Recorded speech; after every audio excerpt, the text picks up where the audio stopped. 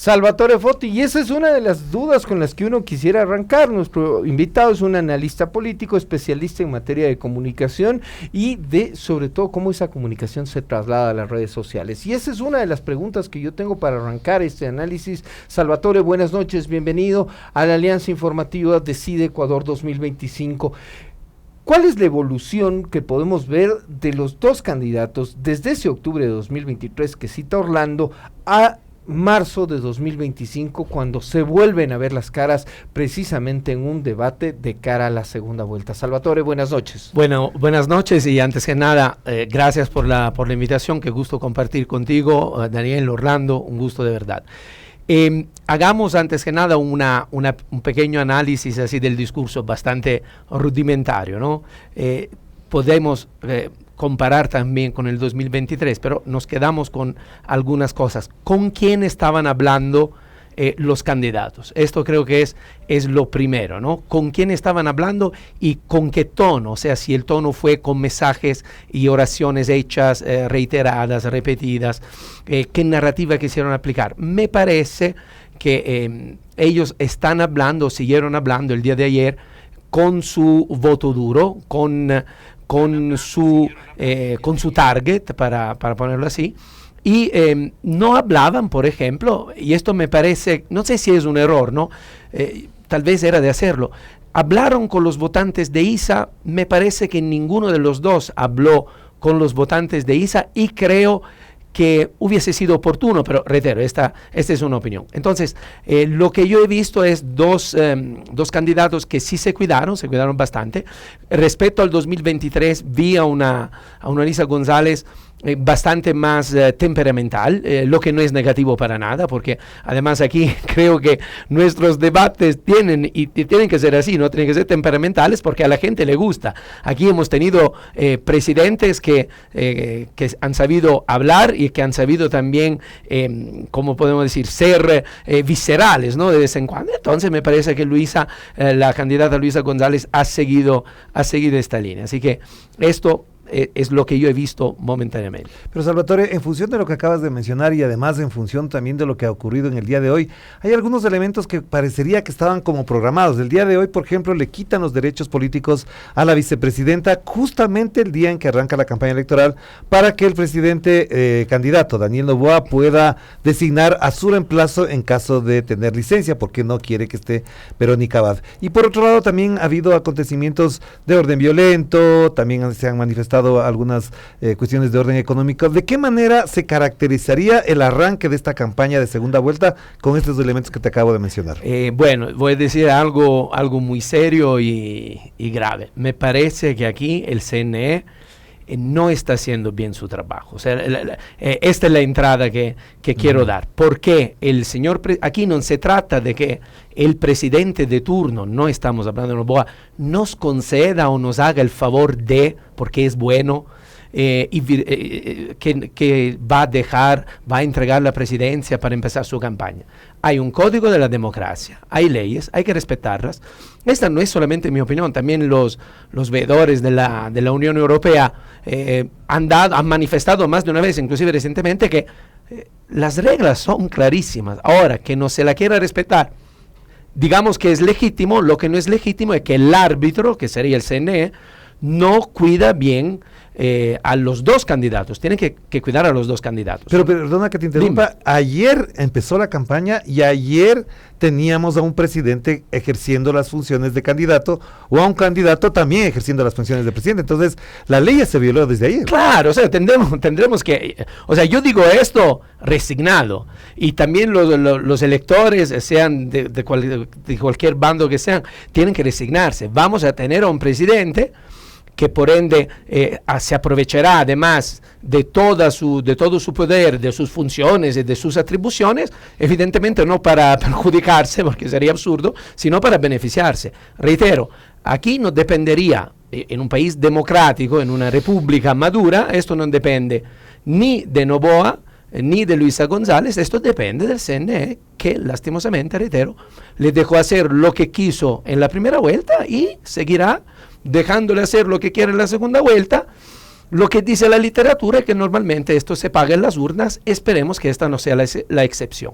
Y ahí uno se pregunta, a ver, entre los grandes electores, entendiéndose los temas que van a marcar el posicionamiento de quienes finalmente tomarán la decisión el 13 de abril, están, por ejemplo, el tema de seguridad, el tema económico, pero aparece un tercer elector que es la institucionalidad, el papel que pueda jugar, por ejemplo, el TCE, que ha citado el Consejo Nacional Electoral, la Fiscalía, la Asamblea, las distintas instituciones del Estado van a jugar un papel electoral, Salvatore. Están jugando, son todos actores políticos. O sea, si el CNE, lejos de pronunciarse, ignora lo que está pasando, dejando que el señor presidente sea al mismo tiempo candidato, me parece que ya es un actor político, es una postura política. No estoy diciendo que sea una postura política, como les puedo decir, que quiere favorecerle de manera premeditada, pero al fin y al cabo terminará, como podemos decir, favoreciéndolo. Y les cuento más, también todos los bonos que hay ahora anunciaron un bono para militares y policías. O sea, me parece que esta también es campaña electoral, por favor. Entonces, yo también estaría esperando entonces un bono. O sea, ya no sé a quién más van a dar bonos, porque le están dando a los analistas seguro ya también tienen bonos. O sea, ojalá nos llegue a algunos le está llegando. A algunos periodistas le está llegando. Le está llegando seguramente. Entonces, si damos bonos a los jóvenes, damos bonos a los policías, damos bonos a los militares, a 2 semanas de las elecciones, esta es campaña electoral descarada y esta es una campaña electoral que me parece en cualquier parte del mundo debería ser por lo menos fiscalizada, decirle, vea, señor presidente, hasta ahí nomás, haga campaña legítimamente, pero ya deje sus funciones. Yo sé que soy muy duro, pero me parece que ha llegado la hora, no podemos ser tibios frente a lo que pasa. A mí que gane Noboa, que gane Luisa González, que triunfe la democracia, que nadie tenga duda que el día de las elecciones, el día del conteo de los votos, que todo esté en calma, que todo esté en paz, porque si no nos prestamos a cualquier especulación si seguimos así. Salvatore, pero habrá quienes intenten justificar, por ejemplo, este punto que tú estás topando, ¿no? La entrega de bonos, la entrega de becas, y dirán, pero es que en su momento otros mandatarios, refiriéndose, por ejemplo, a Rafael Correa, van a decir, también lo hicieron, y van a citarte el caso de 2013, cuando el candidato de ese entonces de oposición, Guillermo Lasso, ofrecía subir el bono de desarrollo humano a $50, y el presidente en funciones, que también era candidato, Rafael Correa, dijo, ¿saben qué? Yo lo subo, y con eso... subo a 75 fue. Y subo a 75, sí. Entonces dirán, no, es que eso ya lo hizo, y como lo hizo el otro, ahora está bien que lo haga Noboa. 2 errores hacen un acierto. Bueno, primero que 2 errores no hacen un acierto, y segundo que hoy más que nunca, además creo que en aquel entonces la situación era diferente, porque además no nos olvidemos que Correa sí hizo campaña delegando la presidencia, su cargo. Entonces, o sea, vamos por parte. Entonces, aquí tal vez si empezáramos, en lugar de decir, bueno, como es Ecuador, hagamos así, no pasa nada. O sea, tal vez por esto no estemos bien en esta coyuntura, ¿no? Entonces yo creo que ha sido el momento, este señor presidente es joven, representa a la derecha, aunque todavía no entiendo la visión y el rumbo que le quiere dar el país, pero digamos que es de derecha, entonces sería bueno que él dé el ejemplo y diga, miren, desde ya el país va a cambiar, hagamos bien las cosas. Entonces, hagamos bien las cosas, ¿qué significa? Por ejemplo, respetar a la vicepresidenta Verónica Abad. A mí esta señora, mire, yo no la conozco como cualquier ecuatoriano a través de las noticias que me llegan. O sea, me parece que ya se han pasado todos los límites. O sea, esta señora es persecución, ya es tortura psicológica, ¿no? Claro, Exagero un poco. Entonces yo creo que el presidente ya tiene que ser maduro a la altura de su cargo, es decir, mire, conmigo las cosas se hacen bien. Y si tendrá que perder las elecciones por hacer bien las cosas, ¡qué bien! Lo que no podemos permitir es que ninguno de los 2 candidatos, tanto Luisa González como el presidente Daniel Noboa, ganen las próximas elecciones y quede esta duda, ¿no?, de que alguien haya metido mano ahí, porque, reitero, se está contaminando. Es que eso es lo que yo te planteaba, de que alguien pueda haber metido, pero más grave, que instituciones del Estado sean las que hayan metido mano a favor de cualquiera de las 2. Claro, o sea, ignorar y decir, ahí se están echando, creo, se están lanzando la pelotita, porque también uno de los candidatos, Isa, ya le reclamó a la Tamaín, salió, creo, también en redes sociales, y entonces eso está mal. Miren, el proceso ya fue contaminado. Le guste o le disguste al que sea, hay que ser objetivos, ¿sí? Entonces, objetivamente, hubo 16 candidatos y 15 candidatos hicieron una campaña electoral en una posición desfavorable frente a un candidato presidente, punto. Esto es objetivo. Nadie me puede decir que no es así. Pero Salvatore, yo quiero ir un poco más de perspectiva en relación con lo que está pasando en el país y en las perspectivas de lo que puede ocurrir. Fuera de cámaras, antes de ingresar al estudio, conversábamos de algo que a mí en realidad me preocupa muchísimo, es ¿qué pasaría en Ecuador del 13 de abril al 24 de mayo en caso de que pierda las elecciones Daniel Noboa? Porque él va a tener un mes y pico, digamos que 40 días máximo, más o menos sería el cálculo. Él va a hacer en esos días muchas cosas que dejarán, para bien o para mal, en circunstancias muy difíciles para la candidata que asuma la presidencia, en este caso Luisa González, de ganar el 13 de abril. ¿Por qué digo esto? Porque efectivamente vemos que está ejerciendo el poder de manera autoritaria, arbitraria, que no tiene límites, que la vicepresidenta la usa para una cosa, la desecha para otras. Y del 13 de abril al 24 de mayo, ¿cómo imaginas a este país en caso de que ya Luisa sea elegida el 13 de abril?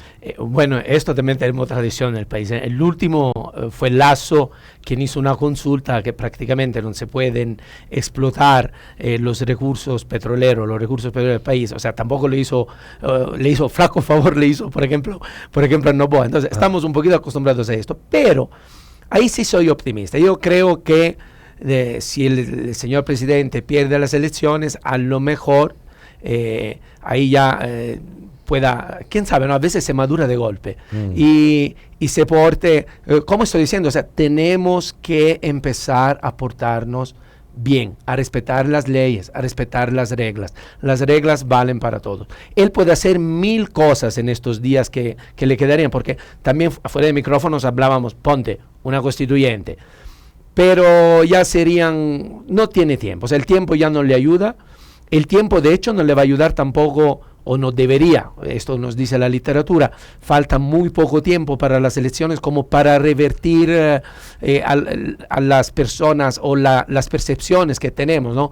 Ahora estaba escuchando, no solo yo, creo que todos los ecuatorianos sabemos que la criminalidad en el país ya, o sea, hace lo que quiere, o sea, entonces... Se rompió otro récord de muertes violentas en el mes de febrero. Ajá. Claro, aquí andamos rompiendo récords y lastimosamente el fanatismo político de un lado y del otro lado no ayudan. Aquí lo que hay que hacer es, realmente no nos podemos permitir que tengamos un presidente o una presidenta para los próximos 4 años y que se siga improvisando. Esto sí no lo podemos permitir. Salvatore, hay quienes consideran, o consideramos, voy a hablar en primera persona del plural, hay quienes consideramos que lo de ayer fue el arranque de la campaña y hasta qué punto esas líneas que se marcaron ayer van a ser las directrices de la campaña. Es decir, vamos a ver a un Daniel Noboa quizás riéndose, prefiriendo mirar a otro lado, a una Luisa González levantando la voz, que habrá muchos y muchas personas a las que les moleste eso, habrá también a quienes les agraden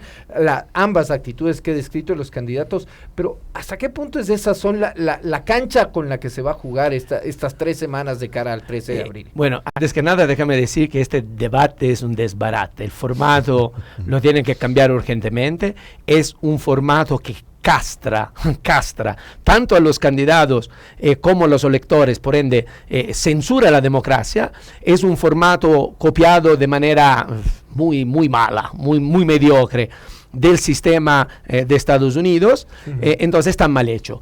Ahí también quisiera acatar, ya basta de gente supuestamente superior, que no sé quién le habrá dado esta sabiduría divina que nos dice cómo hacer los debates. Ya dejamos esto a un lado, por favor. Yo creo que el debate tiene que ser estructurado, pensado, organizado, también con más participación de los periodistas. Fíjense ustedes, tanto en la primera vuelta, también los años pasados y en la segunda vuelta. O sea, el moderador no es moderador, o sea, una lámina de PowerPoint ahí queda mejor que un periodista. Con inteligencia artificial se puede arreglar mejor, o sea, qué triste rol claro. Al que se le rebaja al periodista. En cambio debería haber, según yo, así dando ideas sueltas que igual serán mejores de lo que han hecho hasta ahora, porque hasta ahora, reitero, es paupérrimo el nivel del debate. O sea, poner un panel de periodistas para contradecir a los candidatos. Si Noboa ayer mintió en algo, Luisa González también mintió en algo, que bueno fuese que hubiese 3 periodistas o 4 y uno de los 4 se ponen de acuerdo, tú chequéame si esto es cierto o no, y increpar al candidato, porque no se puede mentir. En un país tan polarizado, Orlando, Salvatore, les planteo, en un país tan polarizado como el que tenemos, si es que, por ejemplo, en este panel de periodistas está Carlos Vera, Orlando Pérez y pongamos Andrea Bernal, acá saldrán y les pulgarán y dirán, no, es que Orlando tiene tal bandera, Carlos Vera tiene tal pauta, Andrea Bernal tiene tal cual, y dirán... se criticará hasta eso, entonces como dicen, no hay nada que nos calce. Bueno, la reflexión entonces es mucho más profunda, en que queda el periodismo ecuatoriano. O sea, el hecho de que el periodismo ecuatoriano hoy pueda ser tan cuestionado, nos tiene que poner a pensar que hay que solucionar la parte del periodismo, ¿no? La ética. Más no, entonces no podemos hacer el debate entre 4 o 5 periodistas. Creo que la pregunta va al revés, o sea, empecemos a ser todos...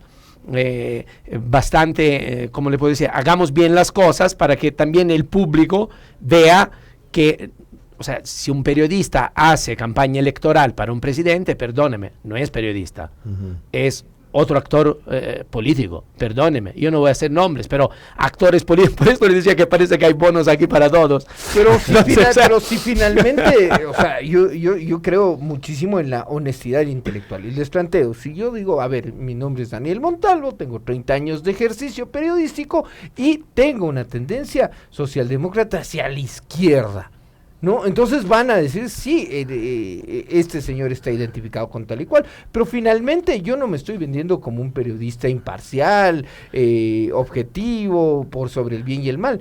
Entonces habrá que pensar finalmente en una configuración así. Pero es que no se trata de tener una tendencia, me parece que aquí lo que está en disputa es del oficio. Claro, el porque oficio. tú y yo todos tenemos es que eso no es lo que tendría. Pero yo no puedo venir con Salvatore a decirle vela verde porque él piensa contrariamente a mí, porque yo en esta condición estoy de periodista, no estoy de contradictor político.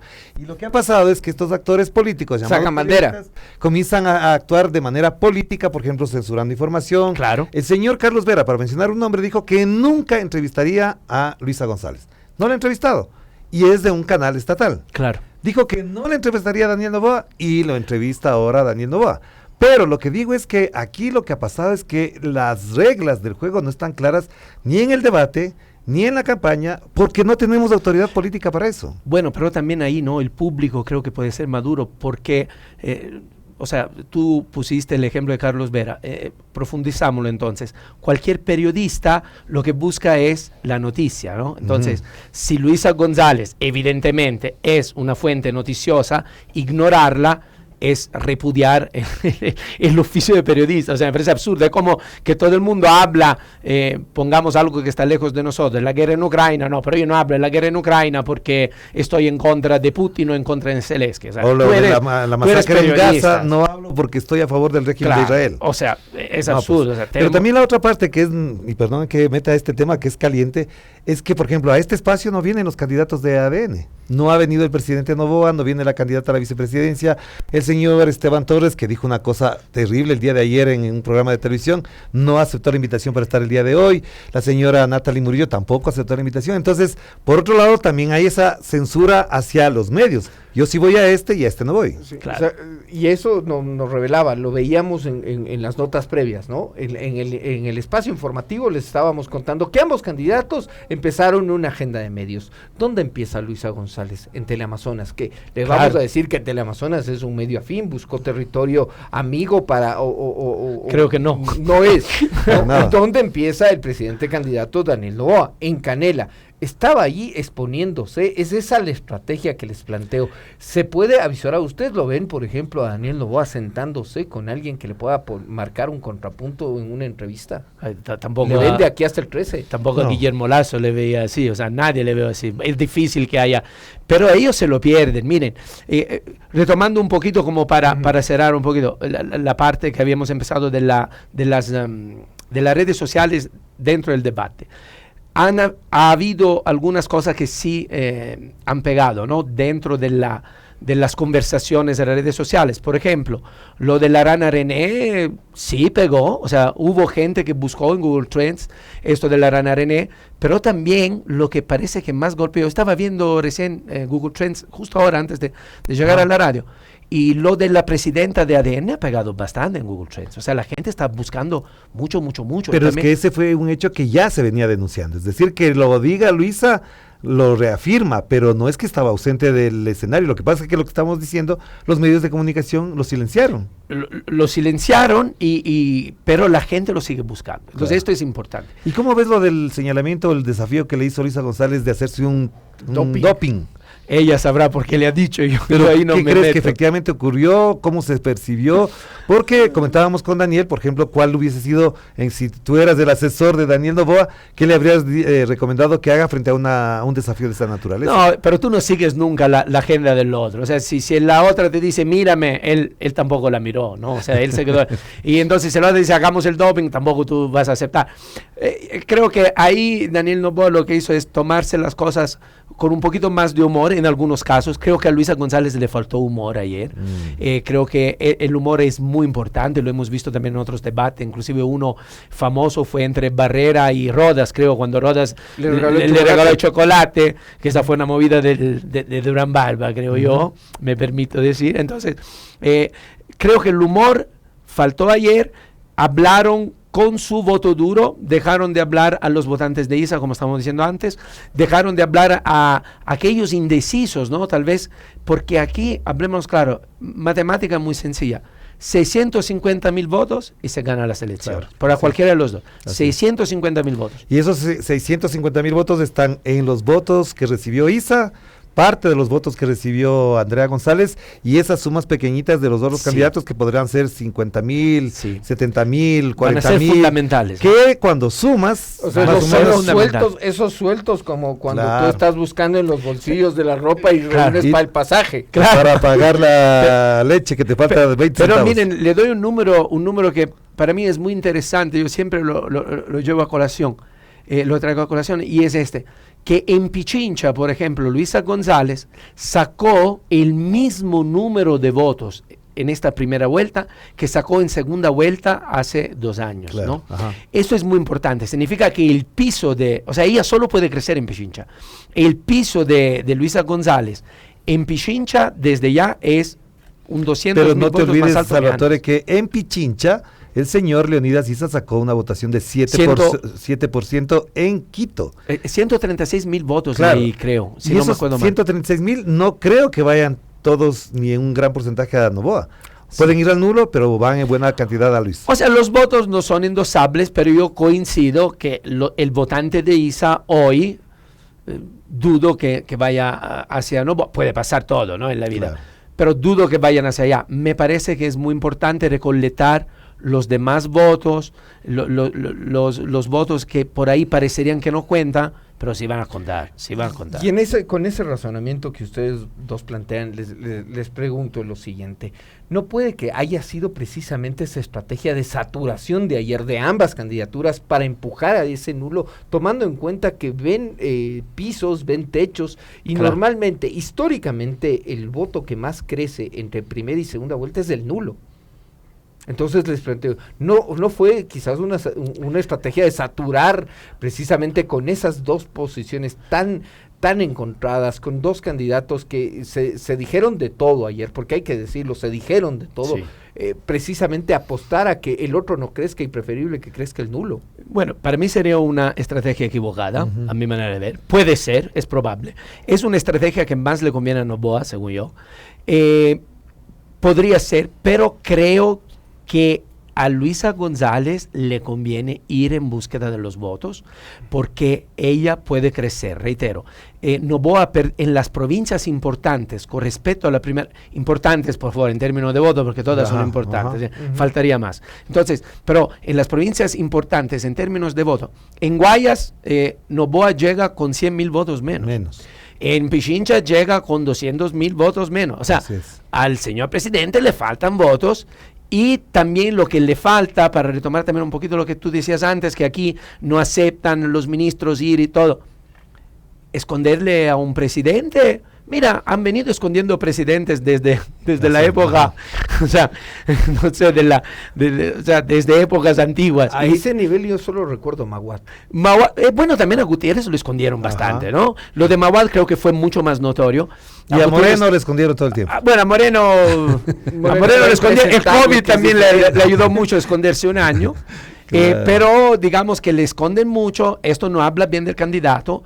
El candidato entró ayer, dijo en la prensa, le dijo buenas noches, creo, y salió y otra vez creo que le dijo buenas noches, y esto significa que, o sea, me atrevo a decir, si yo fuera asesor de él, no tengo un buen candidato, porque si yo tengo un buen candidato lo saco, si yo tengo un buen candidato habla, claro, lo presumo, qué bien, lo ostento, no tengo un buen candidato. Pero ahí te preguntaría, ya que estamos cerrando además, porque nos quedan pocos minutos, lo siguiente, ¿cuál es la valoración que haces de la evolución de la candidata Luisa González? Porque tú mencionabas que no es la misma del 23 a la del 25, ¿hasta dónde este empoderamiento consigo mismo, el haber desplazado, voy a decir algo que a alguna gente no le va a gustar, haber desplazado en estos días, en estas semanas del protagonismo a Rafael Correa e instalarse ella como la representante sola, solitaria y a veces hasta sólida de la Revolución Ciudadana, le da otro relato a la misma Revolución Ciudadana, para reiterar? Claro, ella tiene más protagonismo, ¿no? Ha hablado de cosas y se ha tomado la potestad de decir, de tomar posturas en nombre de todo el partido, ¿no? De toda la corriente ideológica de la Revolución Ciudadana. Me parece que esto le hace mucho bien, o sea, le hace muy bien, perdóneme, le hace muy bien, y me parece que esto le ha hecho ganar. Hasta hoy la campaña de Luisa González me parece exitosa, ha sacado un número de votos que me parece hace años la Revolución Ciudadana en primera vuelta no veía, por ende es exitoso todo lo que ha hecho. Por otro lado, Noboa también subió de un 20%, 23% a un 40%, fue exitoso. Pero ¿cuál es la diferencia? Me parece, me atrevo a decir técnicamente, que el techo de Luisa González es más alto en segunda vuelta del techo que tenía o que tendría Daniel Noboa. Luego, la vida te da sorpresa, como decía Celia Cruz, pero me parece, yo estaría hoy más cómodo siendo asesor de Luisa González. Creo que tengo un techo más alto, tengo 500,000 votos, 550 para ser exacto, de Leonidas Issa. Tengo Manaví, que va a haber más gente que va a votar a la segunda vuelta. Diría que sería más optimista siendo asesor de Luisa González. 20 horas con 59 minutos, 21 horas exactamente ya, 21 horas vamos a tener que cerrar. Muchísimas gracias, Salvatore, es muy importante esto. Creo que el debate entre nosotros todavía está pendiente. Claro. Alrededor de estos temas, pero el debate sobre segunda vuelta. Un segundo capítulo. Así es, vamos a hacer una programación especial el próximo domingo para seguir abonando y abundando en estos temas que son de interés público, porque tú coincidirás conmigo, Salvatore, solamente para cerrar, que le decía a Daniel, en el Ecuador tenemos una característica que es fundamental. Tenemos 3 profesiones: la que haces normalmente todos los días de tendero, periodista, de la que vives, chofer, y la otra es asesor político, estratega y también director técnico de la selección. Director técnico es lo que más va, creo yo. Porque mañana además juega la selección y ya veremos todos diciendo, esta es la alineación, no tiene que poner a Julián, no tiene que sacarle a Sutano. Es que en los penales. Así es. Hay cosecha política, solo con esta decirlo, hay cosecha política en un partido de la RI. Les pregunto, con esa les dejo.